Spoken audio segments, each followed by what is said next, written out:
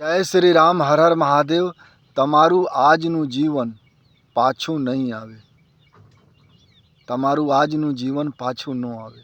ભલે તમે રાજા હોય કે રંક હોય, તમારી પાસે જે હોય, પણ તમારું આજનું જીવન પાછું નહીં આવે. લોકો સોચે હું થોડા પૈસા ભેગા કરી લઉં, પછી હું સુખી રહીશ, ગાડીમાં ફરીશ પછી સુખી રહીશ. એવા ચક્કરમાં આજનું જીવન ખરાબ કરે છે.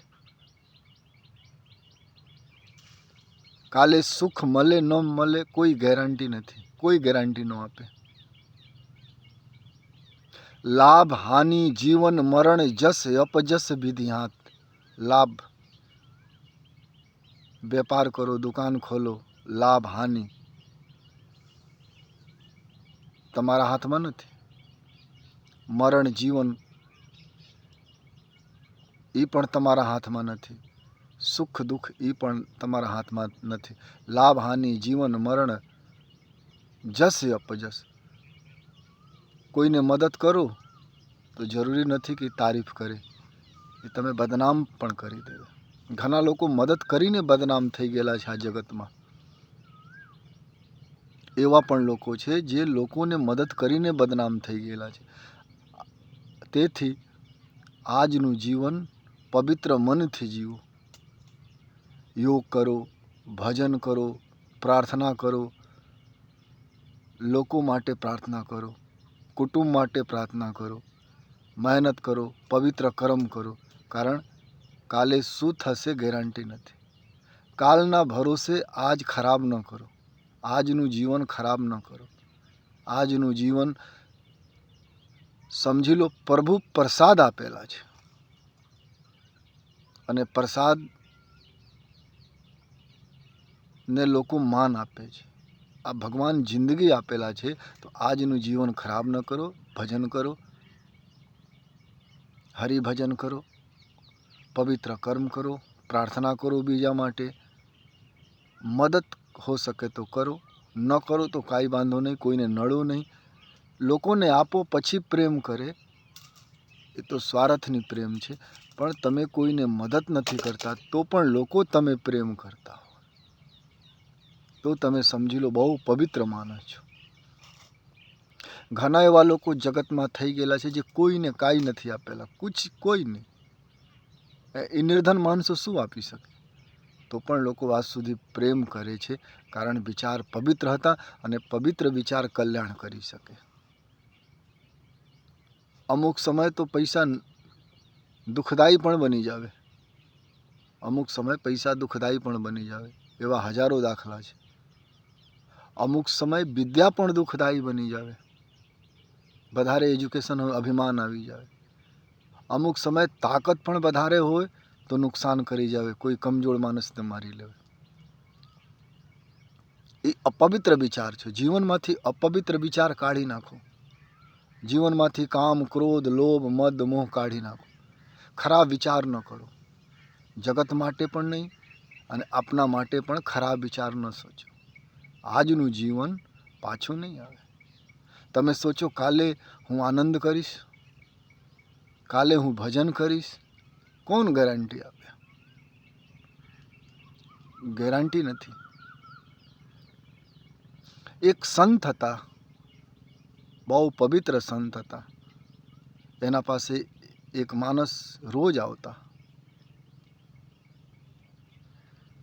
સંતને કહે છે કે મારે એક સવાલ કરવાનું છે. તમે સાધુ તો લાગો છો, સરસ વચન બોલો છો, પણ હકીકતમાં તમે સાધુ છો?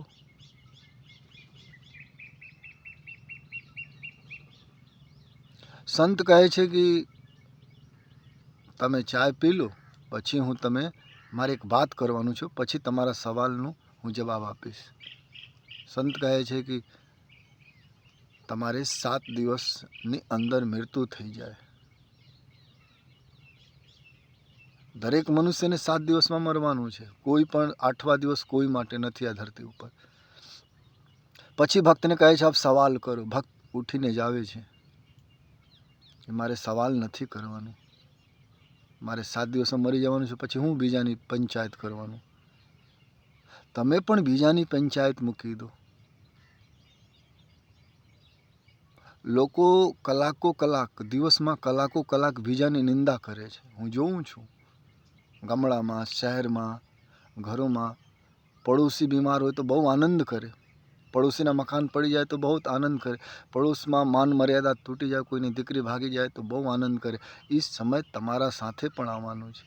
આજ પડોશમાં દુઃખ છે, કાલ તમારે ઘર પર દુઃખ આવવાનું છે. તમારે ઘર દુઃખ ન આવે, તમારે ઘર પણ દુઃખ આવે. અને પડોશીના ઘરમાં દુઃખ છે તો એના ઘરમાં સુખ ન આવે. સુખ દુઃખ, લાભ હાનિ, જીવન મરણ, જસ અપજસ બધું ભગવાનના હાથમાં, તમારા હાથમાં કોઈ નથી. કોઈના દુઃખ જોઈને આનંદિત ન થાઓ, કોઈના દુઃખ જોઈને દુઃખી થાઓ, દ્રવિત થાઓ. પણ આજકાલ લોકો એ વિચાર કાઢી મૂકો. આજનું જીવન, તમારું આજનું જીવન પાછું નહીં આવે. આજે તમારા જીવનમાંથી અપવિત્ર વિચાર કાઢી નાખો. કોઈ દુઃખી હોય તો તમે આનંદ ન કરો, કોઈ સુખી હોય તો આનંદ કરો. કોઈ રોગી હોય એના માટે પ્રાર્થના કરો.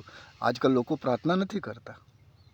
મંદિર તો જાવે છે પણ પોતાના સ્વાર્થ માટે પ્રાર્થના કરે છે. પણ વેદો કહે છે સર્વે ભવંતુ સુખિનઃ, સર્વે સંતુ નિરામય. ઋષિમુનિઓ બધા માટે પ્રાર્થના કરતા. આજ પ્રાર્થના કોઈ કરતો નથી. પ્રાર્થના કરે છે સ્વાર્થ માટે. તમે ગમે એકઠા કરો, ધન એકઠા કરો, મકાન એકઠા કરો, પૂંજી એકઠા કરો, પણ ભાગ્યમાં સુખ હોય તો મળે. ઘણા લોકો મકાન બનાવે છે, ખૂબ મકાન બનાવે છે સુંદર, પછી સોચે હું આનંદ કરીશ. પણ જ્યારે મકાનમાં પ્રવેશ હોય, 1 દિવસ 2 દિવસ પછી મૃત્યુ પામી જાવે,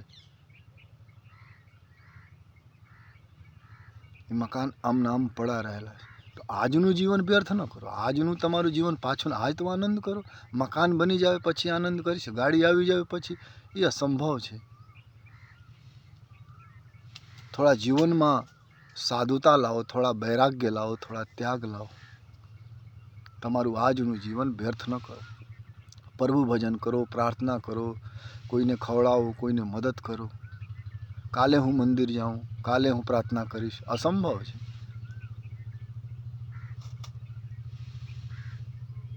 અસંભવ કામ ઉપર ધ્યાન ન દો, સંભવ કામ. આજ જીવન તમારું છે. આજ તમે આનંદ કરો, ભજન કરો, પ્રાર્થના કરો ભગવાનને. કાલ રહો ન રહો એ ભજન કામ આવે, પ્રાર્થના કામ આવે, કોઈને મદદ કરેલા હોય એ કામ આવે. કાલ ઉપર ભરોસા ન રાખો. કાલ બધાને ધીરે ધીરે ખાવે છે. કોઈને 17 સાલમાં, કોઈને 80 વર્ષમાં, કોઈને 50 વર્ષમાં, કોઈને 100 વર્ષમાં. પણ કાલ બધીને સમાપ્ત કરી દેવે છે. દેવતાઓ પણ ધરતી ઉપર પરમાનન્ટ નથી રહેતા. બ્રહ્માજી કહે છે તમારે અને મારે નથી રહેવાનું. આથી આજનું જીવન તમારું પાછું ન હોય. આજે એન્જોય કરી લો, આનંદ કરી લો, ખાઓ પીવો, ભજન કરો, ભક્તિ કરો, સત્સંગ કરો. જીવનમાં સુધારા, રોજ જીવનમાં સુધારા લાવો થોડા. આજ મારે કોઈની નિંદા નથી કરવાનું, આજ મારે કોઈની બુરાઈ નથી કરવાનું, આજ મારે કોઈ બેન દીકરીને ખરાબ નજરથી નથી જોવાનું, આજ મારે નશા નથી કરવાનું, આજ મારે 2-2 કલાક દોસ્તો સાથે ફરવાનું નથી, આજે મારે ટીવી નથી વધારે જોવાનું. એવા વિચાર કરો તો આજ મજબૂત બનો, તો કાલ એના કરતાં તમે મજબૂત થશો. અને એવા વિચાર આવે તો જિંદગીમાંથી બુરાઈ ઓટોમેટિક ખતમ થઈ જાય અને અછાઈ આવે. જેના જીવનમાં અછાઈ હોય, જેના જીવનમાં પવિત્રતા હોય, તો ભગવાન બિરાજમાન ઓટોમેટિક થઈ જાય. તમારે તીર્થ કરવાનું નથી પડતો, તમારે મંદિર જવાનું નથી પડતું, તમારે સંતોના સંગત નથી કરવાનું પડતું, કારણ જીવન પવિત્ર બની ગયેલા છે.